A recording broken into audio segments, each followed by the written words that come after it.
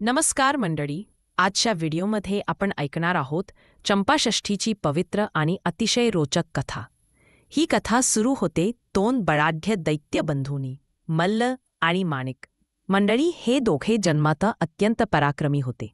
बल, बुद्धी आणि साहस यांच्यात काहीही कमी नव्हते. पण जसजसे ते मोठे झाले तसतसा त्यांचा अहंकार वाढू लागला. दोघांनी कठोर तप केले आणि ब्रह्मदेवांना प्रसन्न केले. ब्रह्मदेवांनी विचारले, वत्सा, वर मागा. मल्ल म्हणाला, मला अशी शक्ती द्या की देव, मानव किंवा दैत्य कोणीच मला सहज हरवू नये. युद्धात माझी शक्ती दुप्पट होत जावी. ब्रह्मदेव म्हणाले, तथास्तु. माणिक म्हणाला, माझे शरीर वज्रासारखे कठीण असावे, विशेषतः माझ्या पाठीवर कुठलेही अस्त्र लागू नये. तथास्तु. वरदान मिळताच दोघांचा गर्व प्रचंड वाढला. प्राचीन काळी चंपानगरी नावाचे एक सुंदर व वैभवशाली शहर होते. या प्रदेशात मल्ल व माणिक त्यांनी पृथ्वीवर भयंकर अत्याचार सुरू केले. यज्ञ बिघडवणे, ऋषींच्या तपात अडथळे आणणे, लोकांना त्रास देणे, देवांच्याही मार्गात अडथळे आणणे. मल्ल व माणिक दिवसेदिवस क्रूर होत होते. मानवांच्या विनवण्या, देवांच्या प्रार्थना हे काहीच त्यांना ऐकू येत नव्हते. तेव्हा मल्लाने घोषणा केली, या पृथ्वीवर माझ्याच राज्य असेल. देवांनी आमच्यापुढे नतमस्तक व्हावे. अखेर देव त्रस्त होऊन कैलासावर महादेवांच्या चरणी गेले. ते विनवू लागले, प्रभो, मल्ल आणि माणिक आम्हाला त्रास देत आहेत. मल्ल माणिक यांचा उच्छेद होणे चाहील तर पृथ्वीवरील धर्म नष्ट होईल. यांच्या वरदानामुळे आम्ही त्यांना पराभूत करू शकत नाही. आमचे रक्षण करा. महादेव हसले आणि म्हणाले, अधर्माचा नाश करण्याची वेळ आली आहे. मी अवतार घेईन. आणि महादेवांनी अवतार धारण करण्याचे ठरविले. महादेवांनी कुंभकर्णाच्या वंशातील एक वीर असा अवतार घेतला.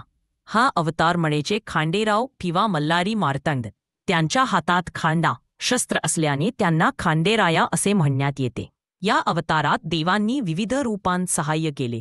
ब्राह्मण रूपातील ज्वारामुखी देवी, मैसूर रूपातील देवी बाणाई, नवदुर्गा, भैरव, वीरभद्र व गणया सर्वांनी मिळून खांडेरायांना मल्लमाणिकाशी युद्ध करण्याची तयारी करून दिली. खांडेरावांनी देवसेनासोबत चंपानगरीत प्रवेश केला. युद्ध सुरू झाले कार्तिक वद्य प्रतिपदेपासून 6व्या दिवशी म्हणजेच षष्टीपर्यंत 6 दिवस भीषण युद्ध चालले. या 6 दिवसांना चंपाषष्ठीचे विशेष महत्त्व आहे. पहिला दिवस प्रतिपदा, दोन्ही सैन्यांची भिडंत, रणांगण गाजले. दुसरा दिवस द्वितीया, माणिक आपल्या पाठीवरील अभेद्य कवच वापरू लागला. तिसरा दिवस तृतीया, मल्लाने आपली शक्ती दुप्पट केली. देवसेना हादरली.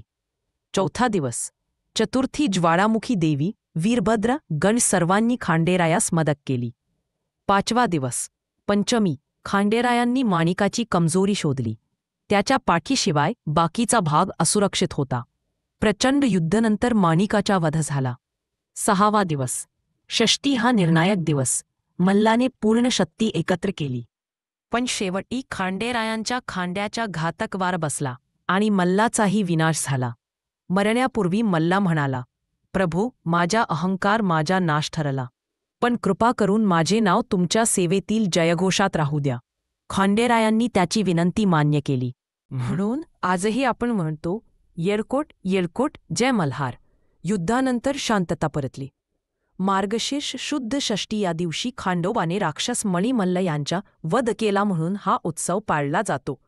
या उत्सवाचे मूळ नाव षष्टी आहे. म्हणूनच या दिवसाला म्हणतात चंपाषष्ठी. मंडळी, अहंकाराचा शेवट नेहमी विनाशाला होतो. धर्माचा विजय निश्चित असतो. देव भक्तांचा रक्षक असतो. मंडळी, अशी आहे चंपाषष्ठीची पवित्र आणि शक्तिशाली कथा. येळकोट येळकोट जय मल्हार. मंडळी, व्हिडिओ आवडला तर लाईक, शेअर, सबस्क्राईब करा. धन्यवाद.